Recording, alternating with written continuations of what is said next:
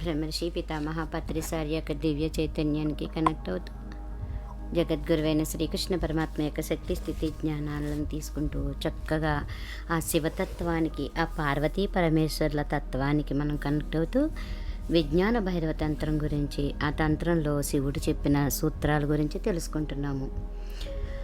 విజ్ఞాన భైరవ తంత్రం అన్న ఈ 3 పదాల గురించే. ఈ పదాలకు అర్థం సచేతనత్వానికి అతీతంగా చరించే పద్ధతి అనే. విజ్ఞానం అంటే చైతన్యం, భైరవ అంటే చైతన్యపు పరిధికి అతీతంగా ఉన్న ప్రజ్ఞాతలమని అర్థం అన్నమాట. తంత్రం అంటే పద్ధతి అని, అంటే చైతన్యపు పరిధికి అతీతంగా ఉన్న తలంలోకి ప్రవేశించే పద్ధతి అని. ఇదే ఆ పరమ సిద్ధాంతం. ఏ సిద్ధాంతమో కానీ సిద్ధాంతం అన్నమాట ఇది. మనం ఉంటున్నాం అచేతనంగా కాబట్టి అన్ని మత బోధనలు అచేతనత్వంలోంచే వెలుపలికి చరించటం ఎలా అన్న విషయం కోసమే ఉద్దేశించి ఉంటున్నాయి. ఎలా చైతన్యంతో ఉండటం అన్న విద్యను నేర్పేందుకోసం అన్నమాట. ఉదాహరణకు కృష్ణమూర్తి జన్ ఇవి ఉన్నాయి, మరింత చైతన్యాన్ని ఎలా పెంచుకోవాలో బోధించేందుకే కృష్ణమూర్తి గారు చెప్పిన బోధనలు. ఎందుకంటే మనం అందరం అచేతనంలోనే ఉంటున్నాం కనుక. కాబట్టి మరింత ఎరుకతో ఎలా ఉండడం, మరింత స్పృహతో చురుకుగా ఎలా ఉండడం, అచేతనత్వంలోంచి చైతన్యంలోకి వెళ్ళడం ఎలా. కానీ తంత్రం అంటుంది అవన్నీ ద్వంద్వాలు మాత్రమేనని. అచేతనము మరి సచేతనము. అచేతనం నుండి సచేతనత్వంలోకి మీరు వెళ్తే ద్వంద్వంలో ఓ కొన నుండి మరో కొనలోకి మీరు వెళ్తున్నారని అర్థం. ఆ 2 ద్వంద్వాల్లోంచి మీరు బయటపడాలి. ద్వంద్వాలకు అతీతంగా చరిస్తే తప్ప పరమంలోకి మీరు ప్రవేశించలేరు. కాబట్టి అచేతనంగానూ ఉండకండి, సచేతనంగానూ ఉండకండి. వెళ్ళండి దానికి అతీతంగా. ఊరికే ఉండండి చాలు. అలా ఉండడమే యోగానికి అతీతంలోకి వెళ్ళడం. అంటే జన్ కంటే అతీతంలోకి వెళ్ళడం అంటే అన్ని బోధనలకు అతీతంగా వెళ్ళిపోవడం అని అర్థం. విజ్ఞానం అంటే చైతన్యత్వం. భైరవ అన్నది ఒక ప్రత్యేక పదం. తంత్రశాస్త్రం అతీతంగా చరించిన వాణ్ణి వర్ణించే సాంకేతిక సంజ్ఞాపదం అన్నమాట. అందువల్లే శివుణ్ణి భైరవుడు అని, పార్వతీదేవిని భైరవి అని అంటూ ఉంటారన్నమాట. అంటే ద్వంద్వత్వాలకు అతీతులైన వారు అని అర్థం. వాళ్ళు అంతే కదా, వాళ్ళు ద్వంద్వాలకు అతీతంగానే ఉంటారు కదా. మన అనుభవంలో కేవలం ప్రేమ మాత్రమే అందించగలుగుతుంది క్షణమాత్ర వీక్షణాన్ని. అందువల్లే ప్రేమ మాత్రమే కాగలుగుతుంది ఓ మహామౌలిక సాధనం. తంత్రప్రజ్ఞను మనకు అందింపచేసేందుకు మన అనుభవంలో కేవలం ప్రేమలో మాత్రమే ద్వంద్వాలను అధిగమిస్తున్నదేదో ఉంది.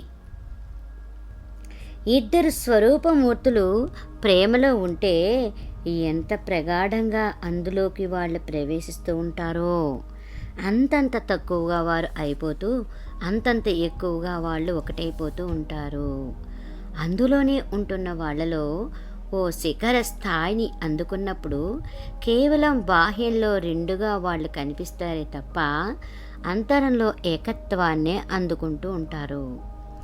ద్వంద్వాలకు అతీతులైపోయి ఉంటారన్నమాట. వాళ్ళకే కేవలం ఈ జ్ఞానంతో మాత్రమే జీసస్ అంటున్న దేవుడే ప్రేమ అన్న మాట అర్థవంతం అవుతూ ఉంటుంది. ఈ జ్ఞానం ఉండకపోతే ఆ మాటకు అర్థమే ఉండదు. మన అనుభవంలో ప్రేమే దేవుడికి అతి సామీప్యంలో ఉంటుంది. దీనికి అర్థం దేవుడు మనల్ని ప్రేమిస్తూ ఉంటాడని కాదు. క్రైస్తవులు ఈ మాటను అన్వయించుకుంటున్నట్లు దేవుడు మనందరి మీద తండ్రి ప్రేమను కురిపిస్తూ ఉంటాడని. మతిలేని మాట. దేవుడే ప్రేమ అనే మాట ఓ తాంత్రిక విజ్ఞానపు మాట అది. దీనికి అర్థం ప్రేమ మాత్రమే మన అనుభవంలోకి వస్తున్న దైవానికి, దివ్యత్వానికి అతి సామీప్యాన్ని అందుకుంటున్న ఏకైక వాస్తవమని. ఎందుకైందది? ఎందుకంటే ప్రేమలో ఏకత్వం అనుభవంలోకి వస్తుంది కాబట్టి. శరీరాలు కనిపిస్తాయి రెండుగా, కానీ శరీరాలకు అతీతంగా ఏది ఉంటుందో అది కలిసిపోయి ఒక్కటిగానే అయిపోతుందన్నమాట. అందువల్లే కామం పట్ల ఇంత ఎక్కువ వ్యామోహం ఉంటుంది. నిజమైన వ్యామోహం ఏకత్వ ప్రాప్తి గురించి, కానీ ఆ ఏకత్వ ప్రాప్తి ఉండదు కాముకంగా. కానీ అక్కడ రెండు శరీరాలు ఉంటాయి, కానీ అవి ఒక్కటి కాదు, కేవలం ఆ రెండు కలిసి ఉంటాయి. కానీ ఓ క్షణపు శరీరపు విస్మరణ వాళ్లకు కలుగుతుంది, ఒకరిలో ఒకరు విలీనమైపోయి ఉన్నప్పుడు. ఏ భౌతిక ఏకత్వానుభూతి అప్పుడు కలుగుతుంది, ఓ భౌతిక ఏకత్వానుభూతి. ఈ వ్యామోహం ఉండడం చెడ్డది కాదు, కానీ అక్కడే ఆగిపోవడం మాత్రం మహాప్రమాదకరం. ఈ వ్యామోహం ఏకత్వ ప్రాప్తి ప్రగాఢంగా వాంఛనే చూపిస్తూ ఉంటుందన్నమాట. ప్రేమలో అత్యున్నత తలంలో అంతర్వాసి కదిలి మరో అంతర్వాసితో ఐక్యం అయినప్పుడు ఏకత్వానుభూతి అనుభవంలోకి వస్తుందన్నమాట. ద్వంద్వత్వం కరిగిపోయి ఉంటుంది. కేవలము ఈ ద్వంద్వాతీత ప్రేమానుభవంలో మాత్రమే భైరవ స్థితి వీక్షణం క్షణమాత్ర కాలంలో మనకు దర్శితమవుతూ ఉంటుందన్నమాట. భైరవ స్థితి అన్నది వెనక్కి తిరిగి రాలేని పరమోత్తమ ప్రేమ స్థితి అది అని మనం బహుశా చెప్పుకోవచ్చు. ఆ పరమోత్తమ ప్రేమ శిఖర స్థితి నుండి మళ్ళీ వెనక్కి పడిపోవడం అన్నది జరగదు. శిఖరాగ్రం మీద ఉండిపోవడం మాత్రమే జరుగుతుందన్నమాట. శివుడి నివాస స్థలంగా కైలాస పర్వతాన్నే మనం చేసుకున్నాం. అది కేవలం సాంకేతిక సంజ్ఞాపరంగా సూచించుచున్నకుంటున్న మాట మాత్రమే. అదే పరమోత్తమ శిఖరం, మహాపవిత్రమైన శిఖరం. దాన్నే మనం శివుడి ఆవాస స్థలంగా చేసుకుంటున్నాము. మనం అక్కడికి చేరుకోవచ్చు, కానీ అక్కడి నుంచి వెనక్కి తిరిగి మళ్ళీ క్రిందికి వచ్చేయాల్సి వస్తుంది. అదుండదు మనకు నివాసయోగ్యంగా. మనం అక్కడికి యాత్ర చేయవచ్చు, అదవుతుంది మనకు తీర్థయాత్ర, పుణ్యస్థల దర్శనార్థం చేసే యాత్ర అన్నమాట. ఒక్క క్షణం ఆ శిఖరాగ్రాన్ని మనం ముట్టుకోవచ్చు కూడా. ఆ తర్వాత మళ్ళీ మనం క్రిందికి దిగి వచ్చేయాల్సి వస్తుంది కదా. ప్రేమలో ఈ తీర్థయాత్ర జరుగుతుంది, కానీ అది అందరికీ కాదు. ఎందుకంటే దాదాపుగా అందరూ కామానికి అతీతులు కాలేకపోతున్నారు కనుక. కాబట్టి మనం ఓ లోయలోనే జీవిస్తూ ఉంటాం, ఓ గాఢాంధకారంలో ఉంటున్న లోయలో అన్నమాట. అప్పుడప్పుడు ఎవరో ఆ శిఖరాన్ని అధిరోహిస్తూ ఉంటారు, కానీ వెంటనే అక్కడి నుంచి మళ్ళీ క్రిందికి పడిపోతూ ఉంటారు. ఎందుకంటే అక్కడ కళ్ళు తిరుగుతాయి కాబట్టి. ఆ శిఖరం ఎంతో ఎత్తులో ఉంటుంది, మీరెంతో అల్పంగా ఉంటారు. అక్కడ జీవించడం ఎంతో కష్టంగా ఉంటుంది. ప్రేమించిన వాళ్లకు తెలుస్తుంది ప్రేమలోనే నిలిచి ఉండడం ఎంత కష్టంగా ఉంటుందో. మళ్ళీ మనిషి క్రిందికి వచ్చేయాల్సి వస్తుంది. మళ్ళీ అది శివుడి నివాస స్థలం. అది అక్కడ ఆయన జీవిస్తూ ఉంటాడు. అదే ఆయన నివాస గృహం. ఓ భైరవుడు ఉంటాడు ప్రేమలో జీవిస్తూ. అదే ఆయన నివాస గృహం. అదే ఆయన నివాస గృహాన్ని నేను ఉన్నానంటే ఆయనకు ప్రేమ కూడా తెలియదని అర్థం. ఎందుకంటే కైలాసంలో మీరు జీవిస్తూ ఉంటే అదే కైలాసం అని మీరు ఎరుకతో ఉండరు కాబట్టి, అదే శిఖరం అన్న ఎరుకతో ఉండలేరు కాబట్టి, అప్పుడు ఆ శిఖరమే అయిపోయి ఉంటుంది మీకు సమతలం. శివుడికి ప్రేమ ఎరుక ఉండదు, మనకు ఉంటుంది ప్రేమ ఎరుక. ఎందుకంటే ప్రేమని ఎరుగని స్థితిలోనే మనం ఉంటున్నాం కనుక. ఆ వ్యత్యాసం ఉంటున్నందువల్లే ప్రేమను మనం గుర్తించగలుగుతున్నాము అనుభూతితో. శివుడే ప్రేమ. భైరవ స్థితి అంటే ప్రేమే అయిపోయిన మనిషి అని అర్థం అన్నమాట. ప్రేమిస్తూ ఆయన ఉండడు, ఆయనే అయిపోయి ఉంటాడు ప్రేమగా. ఆయన ఉంటాడు ఆ శిఖరం మీదే. ఆ శిఖరమే అయి ఉంటుంది ఆయన ఆవాసం. ఆ మహోన్నత శిఖరాన్ని ఆవాసంగా చేసుకోవడం ఎలా?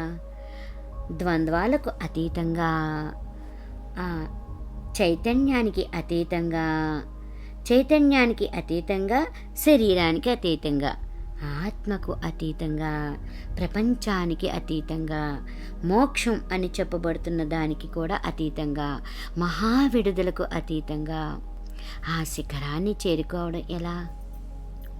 ఆ సాంకేతిక పరిజ్ఞానమే తంత్రం. కానీ తంత్రం కేవలం శుద్ధమైన పద్ధతి మాత్రమే. కాబట్టి దీన్ని అర్థం చేసుకోవడానికి ఎంతో కష్టంగానే ఉంటుంది. ముందుగా మనం ఈ ప్రశ్నలనే అర్థం చేసుకుందాం. పార్వతీదేవి ఏం ప్రశ్నిస్తుందో, ఓ శివా, ఏది నీ యథార్థ స్థితి అని పార్వతీదేవి శివుణ్ణి అడుగుతుంది. ఈ ప్రశ్ననే పార్వతీదేవి ఎందుకు అడిగింది? మీరు కూడా ఈ ప్రశ్ననే అడగవచ్చు.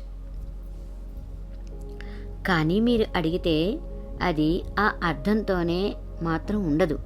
కాబట్టి ఈ ప్రశ్నను పార్వతీదేవే ఎందుకు అడిగిందో, ఓ శివా, ఏది నీ యథార్థ స్థితి అని ఎందుకు అడిగిందో అర్థం చేసుకునేందుకు ప్రయత్నించండి. పార్వతీదేవి ఉంటుంది ప్రగాఢ ప్రేమలో. ప్రగాఢ ప్రేమలో మీరు ఉంటున్నప్పుడు మొట్టమొదటిసారిగా మీ అంతరపు వాస్తవాన్ని మీరు ఎదుర్కొంటూ ఉంటారు. అప్పుడు శివుడు ఉండడు ఓ స్వరూపంగా. అప్పుడు శివుడు శరీరం కాదు. ప్రేమలో మీరు ఉంటున్నప్పుడు మీ ప్రేయసి శరీరం ఎక్కడో పడిపోయి అదృశ్యమైపోతుంది. స్వరూపం అప్పుడు ఉండదు, కానీ రూపరహితం అప్పుడు వెల్లడి అవుతుంది. ఓ అగాధాన్నే మీరప్పుడు చూస్తూ ఉంటారు. అందువల్లే ప్రేమ అంటే మీరు అంతగా భయపడుతూ ఉంటారు.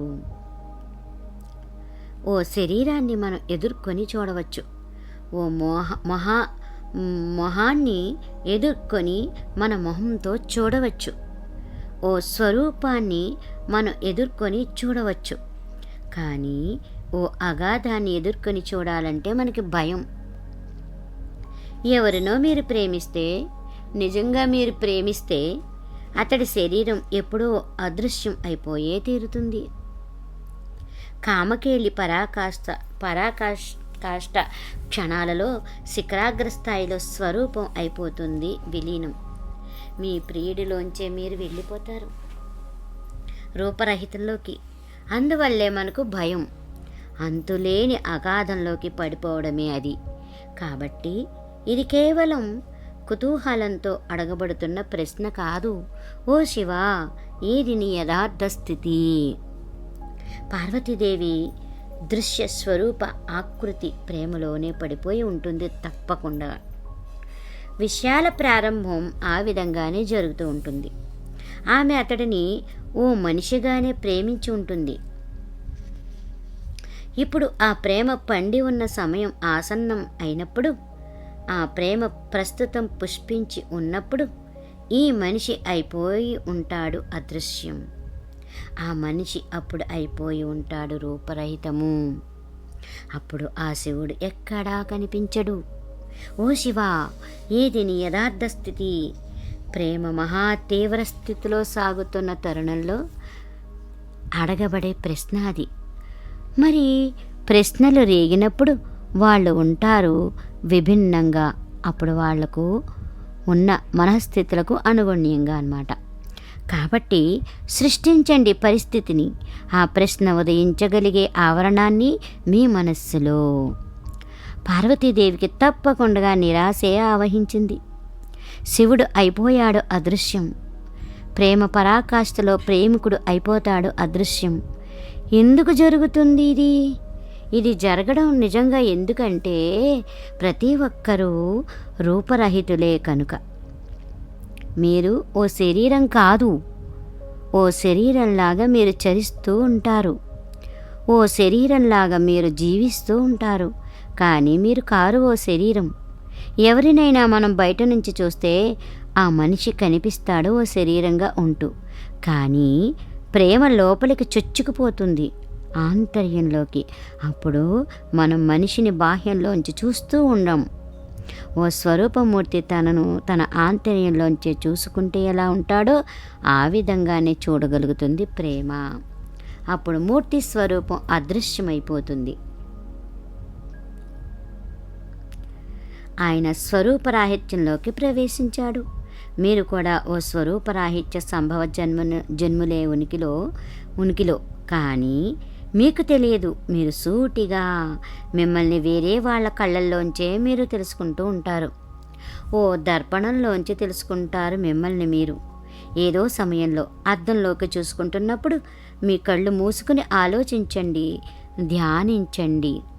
అద్దం లేకపోతే ఎలా కనిపిస్తుంది మీ మొహం? అద్దం ఉండకపోతే మొహం కూడా ఉండదు కదా. మీకు ఏ మొహము ఉండదు. అద్దాలే మీకు మొహాలను అందిస్తూ ఉంటాయి. అద్దాలే ఉండిన ఓ ప్రపంచాన్ని ఊహించండి.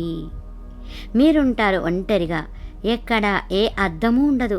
వేరే వాళ్ళ కళ్ళు కూడా ఉండవు అద్దాలలా పనిచేసేందుకు. మీరు ఉంటారు ఓ నిర్జన ద్వీపంలో. మీ ప్రతిబింబాన్ని చూపించేదేది ఆ ద్వీపంలో ఉండదు. అప్పుడు మీకుంటుందా ఏ మొహమైనా? ఏ శరీరం, ఏ మొహము మీకప్పుడు అసలు ఉండదు. మన గురించి మనకు ఇతరుల వల్ల మాత్రమే తెలుస్తుంది. అవును కదా మాస్టర్స్? మన గురించి మనకు తెలియాలంటే ఇతరులు చెప్పిన మాటలు మనం అవగాహన చేసుకోవాలి. ఆ ఇతరులు కేవలం మీ బాహ్యమూర్తి స్వరూపాన్ని మాత్రమే తెలుసుకోగలుగుతారు కదా. అందువల్లే మనం మన స్వరూపాలతోనే గుర్తింపు తెచ్చుకోగలుగుతున్నాము. మన స్వరూపమే మనంగా ఉంటున్నామన్నమాట. పార్వతీదేవి శివుణ్ణి అడుగుతుంది, ఓ శివ, ఏది నీ యథార్థ స్థితి? ఎవరివి నువ్వు? స్వరూపం అయిపోయి ఉంది అదృశ్యం. అందువల్లే ఈ ప్రశ్న. ప్రేమలో రెండో వాడిలోకి ఆ మనిషిగానే మీరు ప్రవేశిస్తారు. సమాధానాన్ని ఇస్తున్నది మీరు కాదు. మీరుంటారు ఏకత్వంలో. మొట్టమొదటిసారిగా ఓ అగాధం మీకు తెలుస్తుంది, ఓ అస్వరూపపు ప్రత్యక్షం. అందువల్లే ఎన్నో శతాబ్దాల పర్యంతాల నుంచి, శతాబ్దాల తరబడి నుంచి ఏ విగ్రహాలను మనం తయారు చేసుకోలేకపోతున్నాం, ఏ శివాకృతిని చిత్రించుకోలేకపోతున్నాం. కేవలం శివలింగాన్ని మాత్రమే తయారు చేసుకుంటున్నాం. చిహ్నం శివలింగం కేవలం ఓ స్వరూప రహిత స్వరూపం అన్నమాట.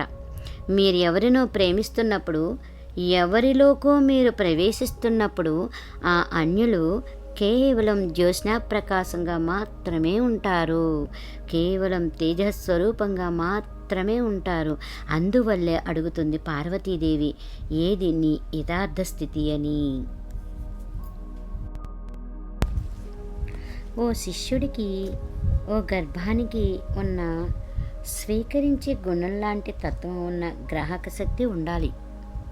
స్వీకరిస్తున్న విషయాన్ని ఓ నిర్జీవ మృత పదార్థ జ్ఞానంలాగా స్వీకరించే లక్షణం కాదు.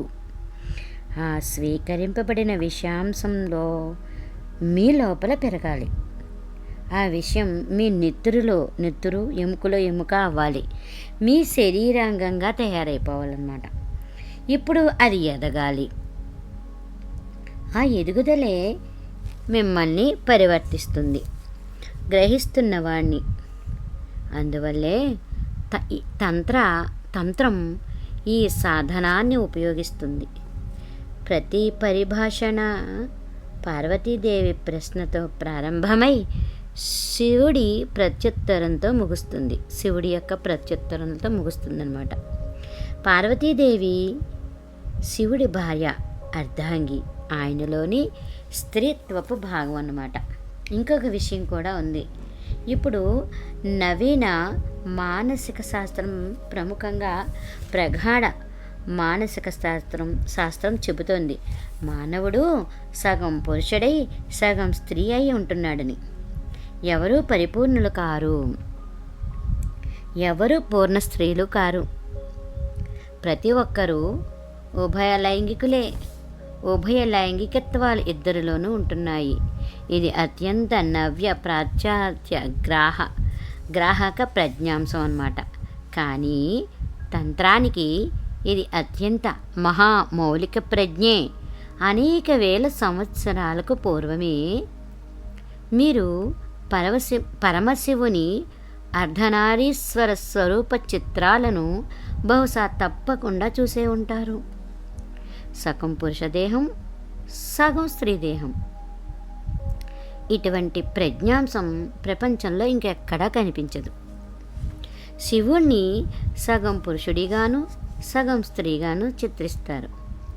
కాబట్టి పార్వతీదేవి శివుడి భార్య మాత్రమే కాదు, ఆయన అర్ధాంగి. ఆయనతోనే ఉన్న సగం దేహం కూడా. శివుడి మరో సగం ఆమె.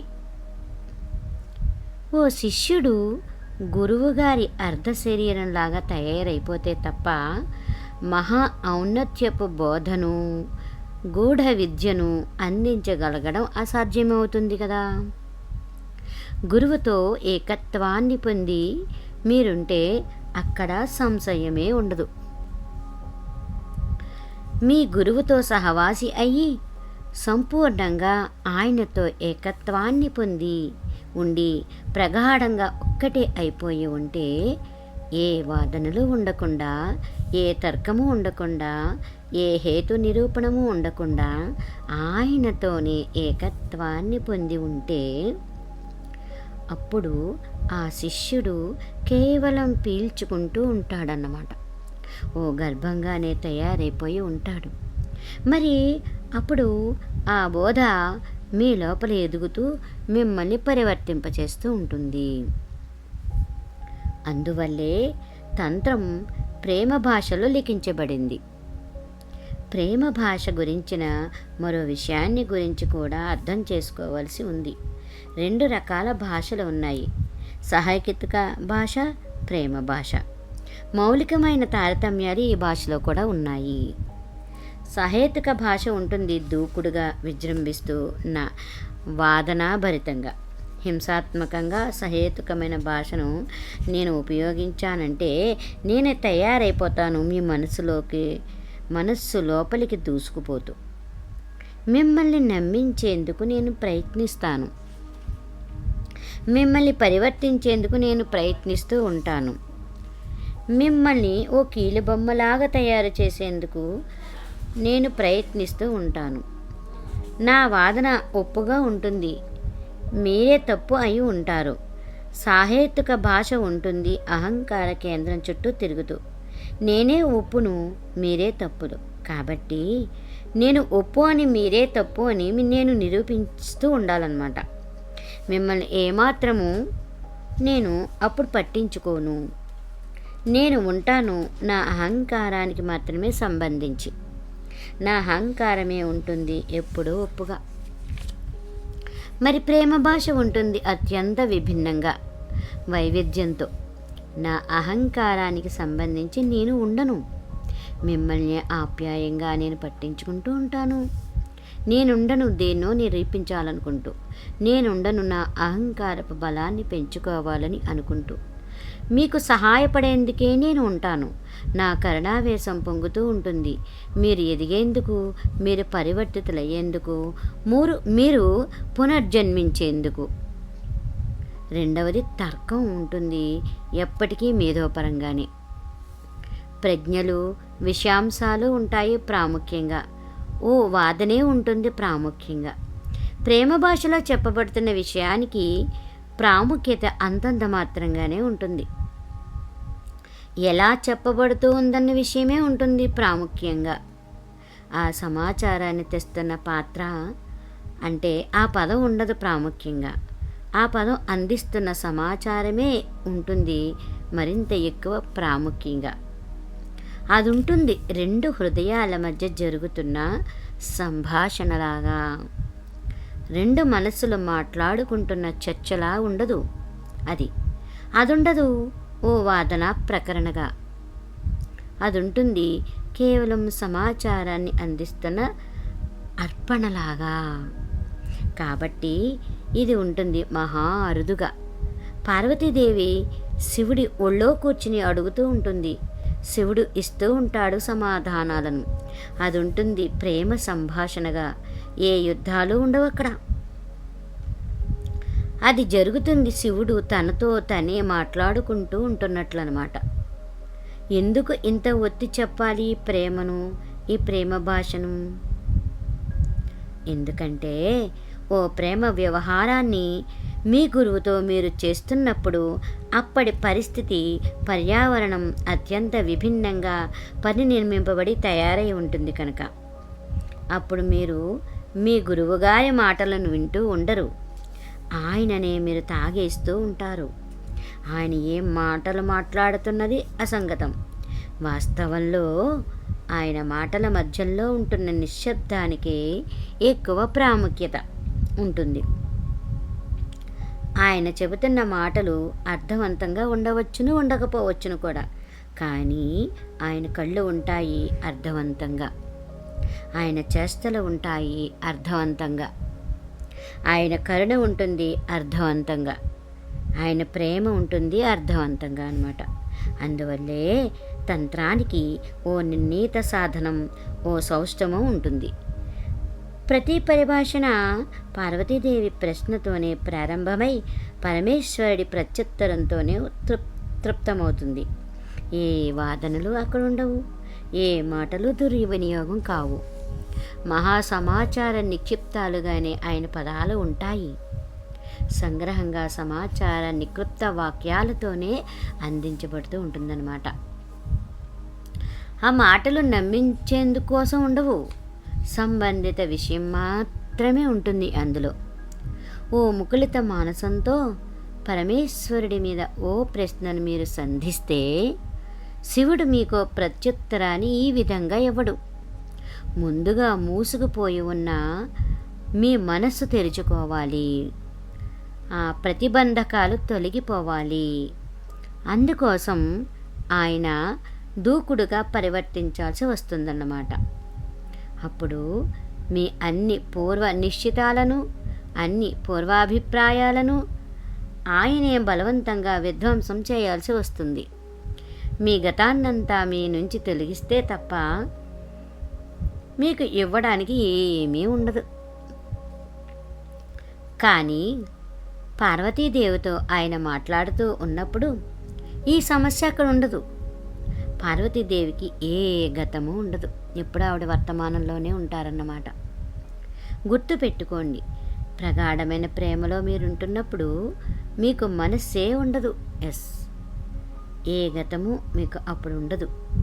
వర్తమానం మాత్రమే మీకు అప్పుడు అయిపోయి ఉంటుంది. సర్వం వర్తమాన క్షణంలో ఉండిపోతాం అన్నమాట మనం. ప్రేమలో మీరుంటున్నప్పుడు వర్తమానం మాత్రమే మీకుంటుంది ఏకైక కాలంగా. ఈ వర్తమాన క్షణమే సర్వస్వం. అక్కడ గతం ఉండదు, భవిష్యత్తు ఉండదు. కాబట్టి పార్వతీదేవి అప్పుడు విచ్చుకుని ఉంటుంది. ఆమెలో ఏ సంరక్షణలు ఉండవు. తొలగించుకోవాల్సింది ఏది ఆమె దగ్గర ఉండదు. ధ్వంసం చేసేసుకోవాల్సింది ఏది ఆమెలో ఉండదు. ఆమె క్షేత్రం ఉంటుంది సంసిద్ధంగా. కేవలం ఒక విత్తనం ఆ క్షేత్రంలో పడితే చాలు.